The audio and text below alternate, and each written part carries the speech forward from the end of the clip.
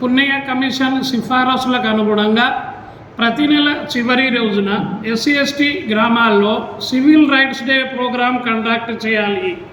ఆయా ఏరియా తహసీల్దార్లు మరియు station house officer సిఐలు చేయాల్సి ఉన్నా చేయడం లేదు. తద్వారా ఎస్సీ/ఎస్టీ వర్గాల ప్రజల యొక్క సమస్యలు చాలా జటిలమైగా ఉన్నాయి. కావున సిపి గారు వెంటనే స్పందించి civil rights day programme conduct చేసేలా తగు చర్యలు కైకొనాలి.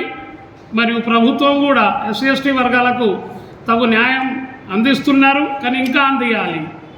రెండవది, ప్రతి సండే మాత్రము సిపి గారు dial your CP phone in programme conduct చేయాలి.